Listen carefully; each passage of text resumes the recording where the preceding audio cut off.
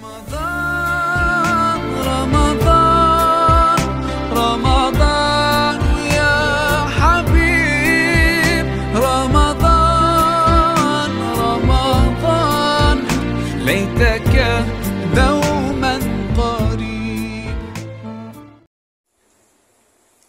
بسم الله. السلام عليكم ورحمة الله وبركاته. بسم الله الرحمن الرحيم. الحمد لله رب العالمين والصلاة والسلام على أشرف الأنبياء والمرسلين وعلى آله وصحبه أجمعين. رب اشرح لي صدري ويسر لي أمري واحلل عقدة من لساني يفقهوا قولي. سبحانك لا علم لنا إلا ما علمتنا إنك أنت العليم الحكيم ولا حول ولا قوة إلا بالله العلي العظيم.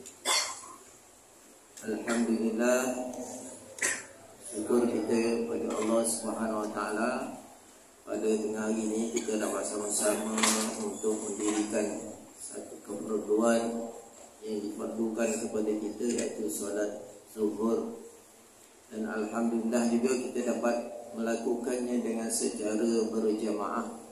Mudah-mudahan kita dapat istiqamah untuk melaksanakan ibadah-ibadah solat terutamanya secara berjamaah, insya-Allah. Alhamdulillah kita telah pun sampai kepada fasa yang ketiga di dalam bulan Ramadan, yang disebut oleh Rasulullah sallallahu alaihi wasallam awwaluhu rahmah. Yang pertamanya, fasa pertamanya adalah dimulai dengan rahmat oleh Allah Subhanahu wa taala kepada kita. Kemudian yang keduanya, fasa kedua iaitu maghfirah, iaitu 10. Yang keduanya adalah fasa yang kedua yang disebut sebagai maghfirah, keampunan. Dan yang ketiga hari ini kita dah mula masuk kepada fasa yang ketiga di dalam bulan Ramadan, 10 yang terakhir yang disebut sebagai itqun minan nar, iaitu apa? Kita diselamatkan oleh Allah Subhanahu Wa Taala daripada api neraka. Mudah-mudahan. Ada tak di kalangan kita ni yang berangan nak masuk neraka? Ada tak? Ada? Tentunya tak ada lah. Ada orang yang bermimpi untuk masuk neraka, malah nak jenguk neraka pun tak nak kalau boleh. Kerana kepanasannya dan tersiksanya orang yang berada di dalam neraka itu menyebabkan kita tak mau langsung nak lihat orang yang duduk di dalam neraka. Oleh kerana itu kita pilih yang kedua yang Allah Ta'ala telah sebut di dalam bulan Ramadan juga. Allah Ta'ala buka seluas-luasnya rahmatnya pintu syurga. Rahmat pintu syurga ni seluas-luasnya Allah Ta'ala buka untuk kita. Mudah-mudahan dengan apa yang kita lakukan di dalam bulan Ramadan ni meningkatkan kita keimanan kita kepada Allah SWT, dan juga meningkatkan sifat kehambaan kita kepada Allah SWT, sehingga Allah Ta'ala dengan rahmatnya memasukkan kita ke dalam syurga-Nya Allah. Kalau kita lihat syurga Allah SWT diberitakan dalam Al-Quran, diceritakan oleh Rasulullah SAW, besarnya tak terhingga, nak kira tak boleh nak kira. Sejauh mata memandang, awak boleh pandang sejauh mana. Kalau yang berbukit-bukit ni mungkinlah kita nampak pendek je, dekat aja. Tapi kalau dia rata tu, sampai mana kita boleh nampak sebesar itulah yang Allah Ta'ala kurniakan kepada kita. Timur dan barat, tingginya, bertingkatnya dan sebagainya, itu adalah kurniaan Allah SWT yang tidak terkira, tidak mustahil. Kerana kekuasaan Allah SWT meliputi segala-galanya yang kita tak terfikir. Tak terfikir pun ada juga dalam syurga Allah SWT. Oleh kerana itu, maka kita cubalah usahakan ke arah itu. Usahakan ke arah itu untuk kita menghuni syurga Allah SWT, insya-Allah. Jadi dalam kesempatan yang ada ni, sedikit sebanyak dalam bulan Ramadan, masih ada berbaki ni, kita ambil salah sedikit pengajaran-pengajaran. Mudah-mudahan ia bukan setakat untuk bulan Ramadan, kita bawa benda tu sampailah ke bulan-bulan yang lain dan kembali semula tahun depan bulan Ramadan lagi untuk memperbaharui kita punya keimanan kita kepada Allah Subhanahu Wa Taala. Jadi yang pertamanya saya nak sebut bahawa bulan Ramadan ini adalah bulan yang mendidik nafsu kita. Kan? Sepanjang bulan yang lain kita telah banyak tercemar nafsu kita dengan adanya musuh-musuh yang di sekeliling kita. Terutamanya yang ada dalam diri kita, nafsu kita lah musuh yang utama. Musuh yang utama nafsu kita. Kemudian nafsu itu dididik oleh syaitan yang mengganggu, sentiasa mengganggu kita, was-was dan sebagainya. Dan ada juga yang disebut sebagai syaitan minal ins. Syaitan daripada manusia itu musuh juga. Ada mengganggu kita, buat tak baik dan sebagainya, suruh kita buat tu buat ni yang tak diperintahkan oleh Allah SWT ataupun yang dilarang oleh Allah SWT. Itu pun ada juga manusia berdiri, jin pun juga, syaitan dan sebagainya. Nafsu kita ni kadang-kadang dia tergoyang, sentiasa je tak betul, sentiasa je. Oleh kerana itu dalam bulan Ramadan ni kan beza. Kalau betul-betul kita berpuasa kerana Allah SWT pada bulan Ramadan, kita akan rasa beza. Kita boleh bangun pagi, kita boleh melakukan ibadah-ibadah yang lain. Al-Quran kita boleh baca, kan? Cuba bulan-bulan yang lain, kalau kita lihat dalam bulan-bulan yang lain, kita boleh buat tak agaknya? Nak bangun betul-betul pagi itu sahur boleh bangun tak? Rasa macam tak boleh nak bangun. Tapi dalam bulan Ramadan kita dididik untuk bersahur tu, bangun pagi sebelum subuh tu untuk bersahur tu, itu didik.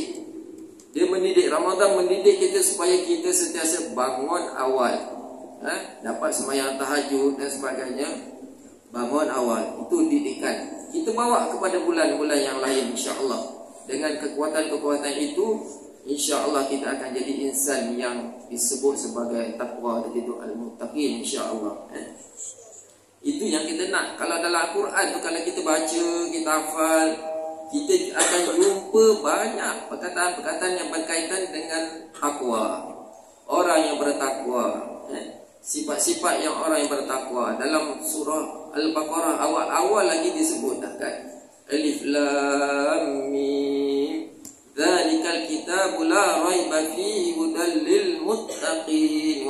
Ayat yang kedua dah disebut dah dalam Baqarah. Itu Quran ini menjadi petunjuk kepada orang-orang yang bertakwa. Jadi kalau kita nak jadi orang yang bertakwa, bacalah Quran. Ambillah Al-Quran sebagai petunjuk kita. Dalam bulan Ramadan ni lah kita perbanyakkan bacaan kita. Kita istiqomah dengan bacaan-bacaan, sehinggalah kita kalau boleh khatam. Ini ada tak yang dah khatam Quran untuk dalam bulan Ramadan? Ada? Alhamdulillah, ada juga. Alhamdulillah kita dah ada juga rakan-rakan kita yang boleh mengkhatamkan dalam bulan Ramadan. Untuk makluman, ini sejak daripada dulu saya dididik macam itu. Di sekolah Arab dulu, saya pun sekolah Arab juga, macam adik-adik macam sama juga. Memang kita dididik bulan Ramadan, memang kita akan khatamkan. Tak kira macam mana, masa macam mana, main-main juga, belajar juga, dan buat lain aktiviti sama juga macam yang lain, sama juga kita buat juga.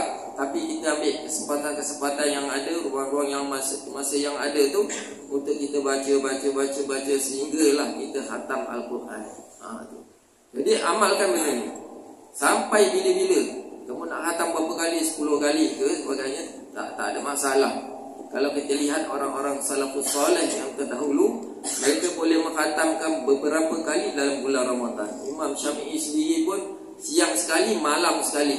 Waktu siang sekali khatam, malam saya kira kalikan 30 hari, mana 60 kali paling tidak lah. Kalau 30 Ramadan 60 kali khatam. Kita nak baca dah tak jadi, baca tak jadi. Jadi nak khatam tu bukannya mudah, tapi perlu kepada mujahadah, perlu ada kesungguhan, perlu kepada tekad yang kuat, hati yang teguh. Boleh kita khatam insya-Allah. Itu pertama, mendidik nafsu kita dalam bulan Ramadan ni. Kita nak makan, kita nak jalan, kita nak buat tu dan macam. Oleh kerana kita puasa, maka kita tersekat dengan perkara-perkara yang dilarang tadi, kita tak boleh buat. Kan? Nafsu kita dah tersekat. Sebab itu kalau kita nak lemahkan nafsu kita, Rasulullah suruh kita puasa. Puasa je. InsyaAllah nafsu kita akan jadi lemah kerana ada puasa tadi. Baik. Itu yang pertama. Yang keduanya, bulan Ramadan ini disebut sebagaimana yang saya sebut tadi itu merupakan bulan Al-Quran. Bulan Al-Quran yang memang kita tidak, dalam Al-Quran pun disebut Syahrul Ramadan allazi unzila fihi Al-Quran hudan linnasi wa bayyinatin minal huda wal furqan. Iaitu pada bulan Ramadan itu, iaitu bulan yang diturunkan oleh Allah SWT Al-Quran. Kita sebut, biasanya kita akan sambut apa? Nuzul Quran pada 17 Ramadan kan. Ayat yang pertama turun kepada Rasulullah SAW. Siapa ingat? Iqra bismi rabbikal ladzi khalaq. Ayat seterusnya merupakan ayat yang pertama yang diturunkan oleh Allah SWT melalui malaikat Jibril. Melalui malaikat Jibril mengikut situasi ataupun dia punya suasana-suasana tertentu, sehinggalah selama 23 tahun 23 tahun turun ayat Quran satu sehinggalah sempurna 23 tahun, iaitu 13 tahun di Mekah dan 10 tahun di Madinah. Jadi 23 tahun Quran turun, bukan sekaligus. Dia turun daripada Laul Mahfuz sekaligus pada langit dunia, Baitul Izzah. Daripada langit dunia tu diturun sikit mengikut situasi ataupun keadaan cerita Rasulullah SAW. Jadi untuk mendapatkan petunjuk dari Al-Quran, inilah bulannya yang Allah Ta'ala sarankan kepada kita untuk memperbanyakkan bacaan Al-Quran. Hudan linnas, Quran itu sebagai petunjuk bagi manusia. Bukan kepada orang Islam saja, malah pada seluruh manusia yang ada di atas muka bumi ini boleh mengambil petunjuk daripada Al-Quran. Dan kita banyak dengar kan, orang-orang yang bukan Islam pun dia baca Quran. Dia nak cari ilmu-ilmu yang berkaitan dengan sains, banyak dalam Al-Quran. Mereka tak tahu, mereka mengkaji Al-Quran, jumpa dalam Al-Quran. Wa bayyinatin minal huda wal furqan. Begitu juga Al-Quran ini sebagai bayyinat minal huda. Dia menjadi penjelas kepada petunjuk-petunjuk yang Allah telah berikan, hidayah-hidayah itu jelasnya dalam Al-Quran. Wal furqan, dan juga Al-Quran juga akan menunjukkan kita perbezaan mana yang baik, mana yang buruk, mana yang tak boleh buat, mana yang boleh buat, mana yang berdosa, mana yang berpahala, dan mana-mana itu, mana yang dilarang, mana yang disuruh, semua ada dalam Al-Quran. Dalam Al-Quran. Jadi bacalah Al-Quran sebanyak-banyaknya, insya-Allah. Kemudian yang ketiganya, bulan Ramadan juga merupakan bulan keampunan. Bulan keampunan. Kita dah sebut tadi tu, orang yang diampunkan oleh Allah SWT bahagiannya akan masuk dalam syurga Allah SWT, insya-Allah, dengan rahmatnya. Dan tak ada kat dunia ni orang boleh mengaku dia tak ada dosa. Sejak kita mula mukallaf sampai sekarang ni, ada aja dosa kita kan. Kita lupa Allah Ta'ala sedetik tu dah berdosa dah kan. Kita main tu dah kita lupa, kita lari sana kita dah lupa. Sedangkan Allah Ta'ala suruh kita ingat pada Allah Ta'ala, ingat sentiasa. Supaya kita nampak, bila nampak saja pen ni, contoh ni pen ni kita nampak apa? Kebesaran Allah SWT. Kita nampak apa? Mata kita, gunakan mata kita ni untuk melihat kebesaran Allah SWT. Telinga kita dicipta oleh Allah SWT untuk mendengar kebesaran Allah SWT. Dan seluruh anggota kita dicipta oleh Allah SWT kerana untuk dia. Wa ma khalaqtul jinna wal insa illa liya'budun.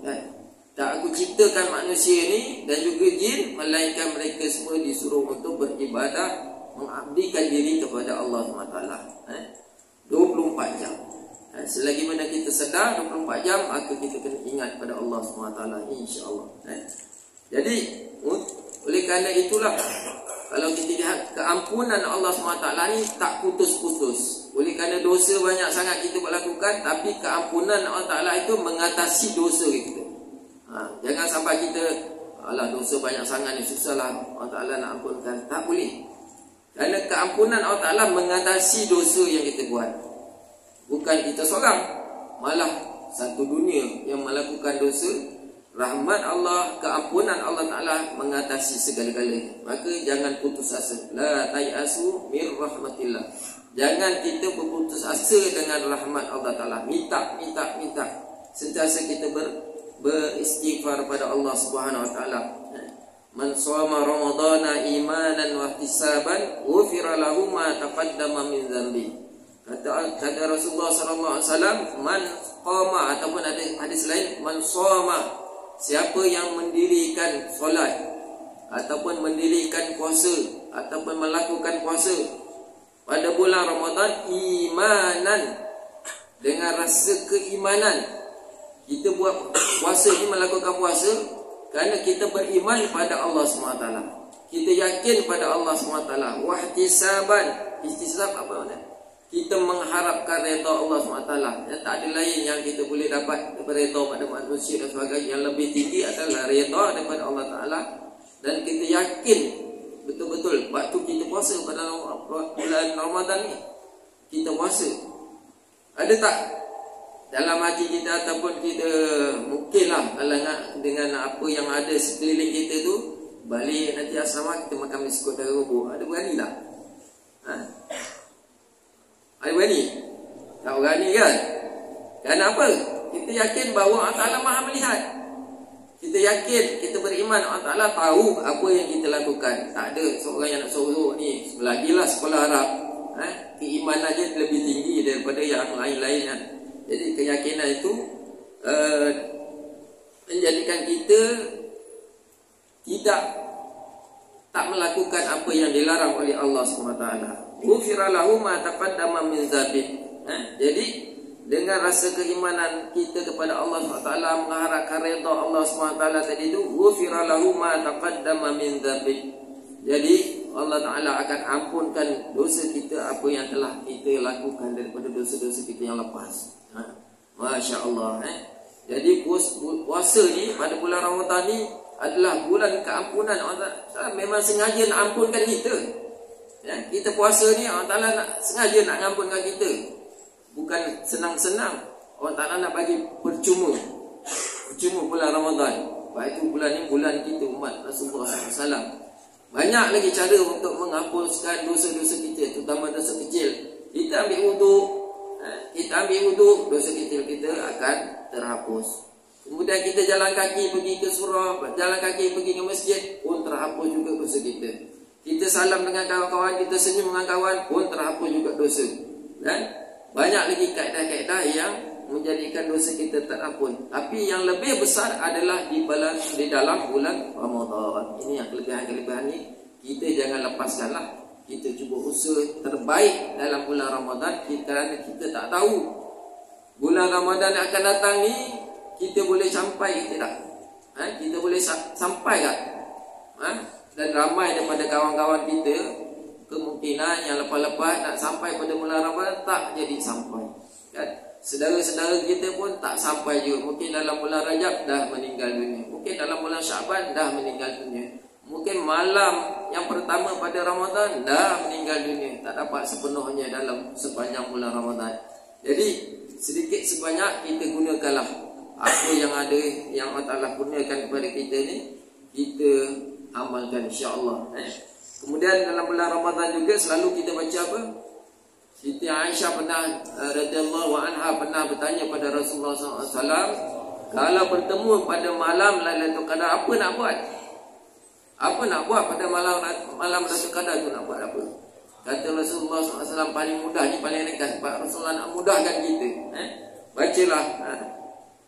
Asyhadu an la ilaha illallah wa asyhadu anna Muhammad, asyhadu an la ilaha illallah, astaghfirullah, as'alukal jannata wa na'udzubika minan nar. Allahumma innaka 'afuwun tuhibbul 'afwa fa'fu 'anna. Allahumma innaka 'afuwun tuhibbul 'afwa fa'fu 'anna.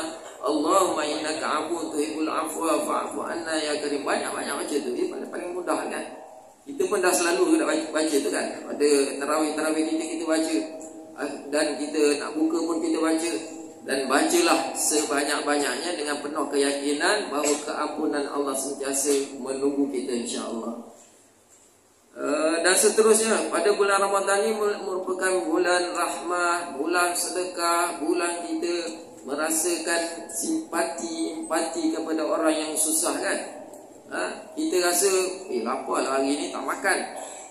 Tak makan. Cuba kita bayangkan sahabat-sahabat kita yang berada di luar negara yang susah. Di Afrika, Somalia kan, di Habsyah sana, kemudian di Syria, yang negara-negara bergolak, yang susah mereka mendapatkan makanan dan sebagainya, bekalan, musim sejuk, musim panas dan sebagainya. Betapa susahnya mereka. Tapi dalam bulan Ramadan ni kita pun sedikit sebanyak merasa jugalah susah tu. Merasalah sedikit lapar. Rupanya laparnya macam gini rasanya. Kita tak makan macam gini rupanya orang-orang yang tak makan, tak ada makanan dan sebagainya. Inilah sedikit. Ini sedikit aja ujian untuk kita merasakan empati, merasakan simpati kepada mereka, orang-orang sahabat-sahabat kita, orang Islam yang lain. Man shoma ramadana kana lahu man fatara shaiman. Jadi peluang tu, peluang yang ada ni, kalau ada rezeki lebih, bagilah makan orang lain. Bukan setakat kita nak simpati saja. Empatilah, bagilah makan sedikit. Kalau kita tak ada yang banyak, bagi yang sedikit. Kalau kurma kita ada sebiji, pecahkan 2-3 ulas tu, itu pecah-pecahkan, bagilah kawan-kawan. Dapat juga pahala. Asalkan kita ikhlas kepada Allah Ta'ala, insya-Allah semuanya akan dikurniakan oleh Allah Ta'ala ganjaran yang besar. Lepas tu dalam hadis disebut apa? Man fatara sha'iman kana lahu mithla ajrihi ghaira annahu la yanqus min ajri sha'im syai'an.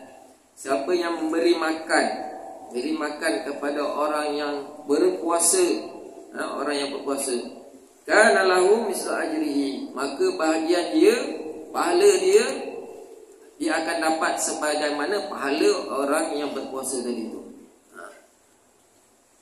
Kata la yanqusu min ajri sha'im, tak sedikit pun berkurangan.